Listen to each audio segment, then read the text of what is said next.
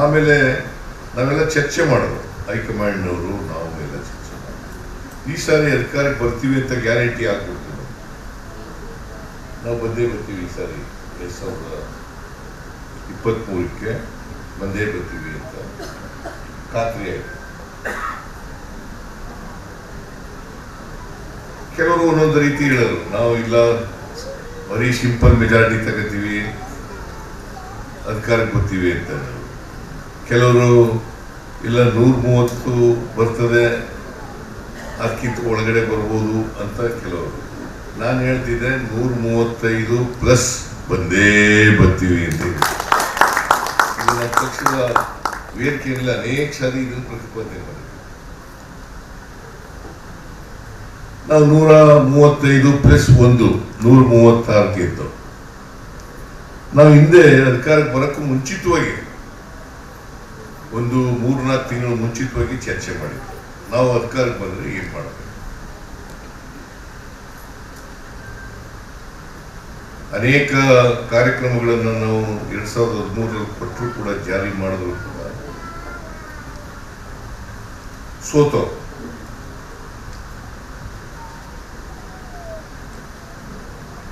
ಎರಡ್ 2023 ನಾವು ಅಧಿಕಾರಕ್ಕೆ ಬಂದೇ ಬರ್ತೀವಿ. ಬಂದ್ಮೇಲೆ ಏನ್ ಮಾಡೋದು?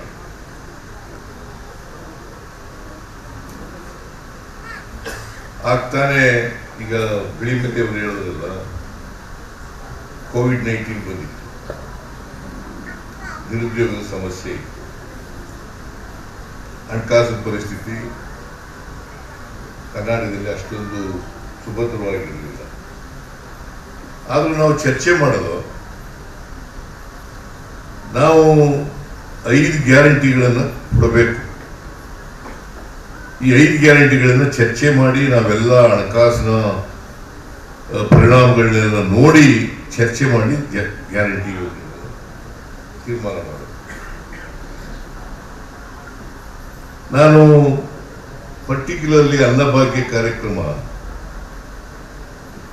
5 kg ಸಾಲಲ್ಲ, 5 kg ನಾವು ಹಿಂದೆ ಕೊಡ್ತಾ ಇದ್ದೇವೆ, ಮುಂದುವರಿಸ್ತಾ ಇದ್ದಾರೆ. ಅದು ಸಾಲಲ್ಲ, ಇನ್ನ 5 kg ಕೊಡಬೇಕು ಅಂತ ತೀರ್ಮಾನ ಮಾಡೋದು. ಅದಕ್ಕೆ ನಾವು ಆಂತರಿಕವಾಗಿ ತೀರ್ಮಾನ ಮಾಡ್ಕೊಂಡಿದ್ದು, ಅಧಿಕಾರಕ್ಕೆ ಬಂದ 1 ವರ್ಷದಲ್ಲಿ 5 ಗ್ಯಾರಂಟಿಗಳನ್ನು ಕೂಡ ಜಾರಿ ಮಾಡಿ, ಅದಕ್ಕೆ ಎಷ್ಟೇ ದುಡ್ಡು ಖರ್ಚಾಗಲಿ 50,000 ಕೋಟಿಗಿಂತ ಜಾಸ್ತಿ ಖರ್ಚಾಗ್ತದೆ ಅಂತ ಹೇಳಿ ಅಂದಾಜು ಮಾಡಿ 1 ವರ್ಷದಲ್ಲಿ ರೆವಿನ್ಯೂ ಎಕ್ಸ್ಪೆಂಡಿಚರ್ 56,000 ಕೋಟಿ, 50,000 ಕೋಟಿಗಿಂತ ಹೆಚ್ಚು ಖರ್ಚು ಮಾಡೋದಿದೆಯಲ್ಲ, it's a very big challenge. 56,000 ಕೋಟಿ ರೆವಿನ್ಯೂ ಎಕ್ಸ್ಪೆಂಡಿಚರ್.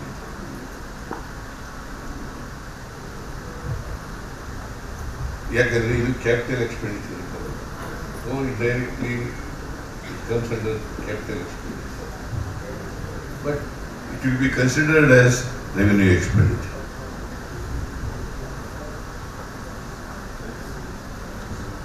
ಅದಕ್ಕೆ ನರೇಂದ್ರ ಮೋದಿ ಅಂತೇವರು ಈ ದೇಶದ ಪ್ರಧಾನಮಂತ್ರಿಯಾಗಿ ಅವ್ರು ಹೇಳಿದ್ರು, ಈ ಗ್ಯಾರಂಟಿ ಯೋಜನೆಗಳನ್ನ ಜಾರಿ ಮಾಡೋಕ್ಕಾಗಲ್ಲ,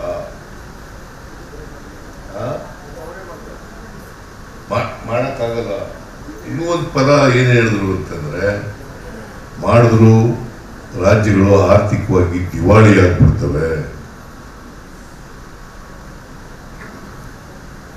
ಆರ್ಥಿಕವಾಗಿ ದಿವಾಳಿ ಆಗ್ಬಿಡ್ತವೆ. None other than the prime minister of this country. ಅವ್ರು ಹೇಳಿದ್ದು ಇದನ್ನು ರಾಜಸ್ಥಾನ.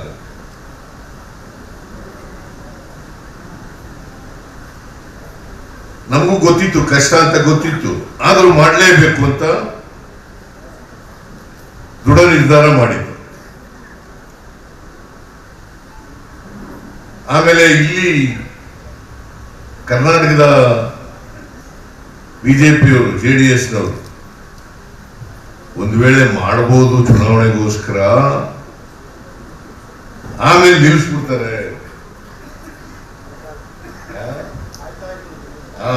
ಆಮೇಲೆ ನಿಲ್ಲಿಸ್ಬಿಡ್ತಾರೆ.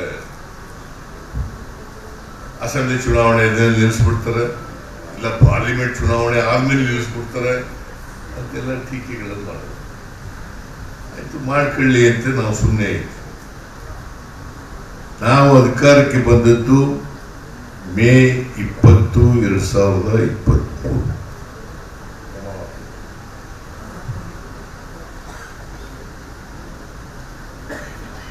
ಜೂನ್ 11ನೇ ತಾರೀಕಿಗೆ ಶಕ್ತಿ ಯೋಜನೆ ಕಾರ್ಯಕ್ರಮದ ಜಾರಿ. ಜೂನ್ 11ನೇ ತಾರೀಕು 2023. ಅಧಿಕಾರಕ್ಕೆ ಬಂದದ್ದು ಮೇ 20, 2023. ಅಂದ್ರೆ ಸುಮಾರು 20 ದಿನದಲ್ಲಿ 21 ದಿನಗಳಲ್ಲಿ ಮೊದಲನೇ ಗ್ಯಾರಂಟಿ ಯೋಜನೆ ಶಕ್ತಿ ಯೋಜನೆಯ ಗ್ಯಾರಂಟಿ.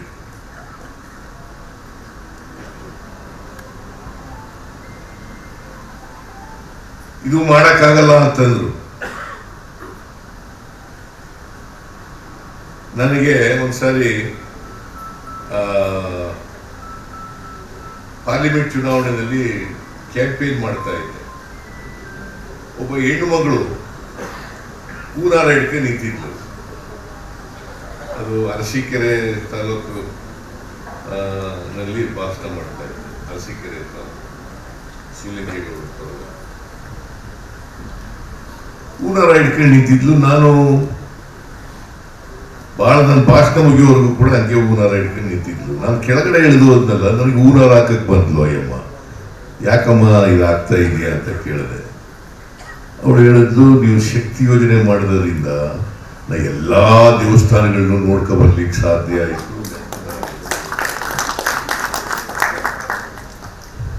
ಇಲ್ಲಿ ಹೋದ್ರೆ ನಮ್ಮ ಮನೆಯಲ್ಲಿ ಇಷ್ಟೊಂದು ದುಡ್ಡು ಕೊಡ್ತಿದ್ದಿಲ್ಲ ನನಗೆ ಹೋಗ್ಲಿಕ್ಕೆ. ನೀವು ಫ್ರೀ ಮಾಡೋದ್ರಿಂದ ಎಲ್ಲ ದೇವಸ್ಥಾನಗಳಿಗೂ ಹೋಗಿದ್ದೀನಿ, ಎಲ್ಲ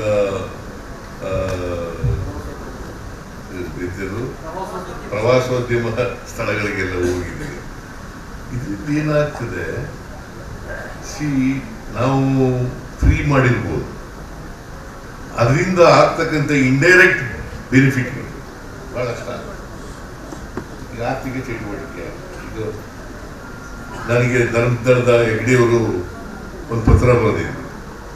ಸಿದ್ದರಾಮಯ್ಯನವರೇ, ನೀವು ಶಕ್ತಿ ಯೋಜನೆ ಕಾರ್ಯಕ್ರಮ ಜಾರಿ ಕೊಟ್ಟದ್ರಿಂದ ನಮ್ಮ ಧರ್ಮಸ್ಥಳದಲ್ಲಿ ದೇವಸ್ಥಾನದಲ್ಲಿ ಭಕ್ತಾದಿಗಳ ಸಂಖ್ಯೆ ಜಾಸ್ತಿ ಆಗಿದೆ.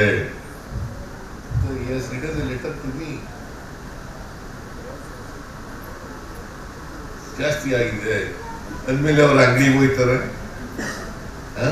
ಹೋಟೆಲ್ಗೆ ಹೋಗ್ತಾರೆ, ಇನ್ನೇನೋ ಪರ್ಚೇಸ್ ಮಾಡ್ತಾರೆ. ಈ ದುಡ್ಡನ್ನ ಅಲ್ಲಿ ಮಾಡ್ತಾರೆ. ಅದರಿಂದ ರಾಜ್ಯದ GDP ಬೆಳವಣಿಗೆ ಆಗ್ಲಿಕ್ಕೆ ಅಲ್ವಾ?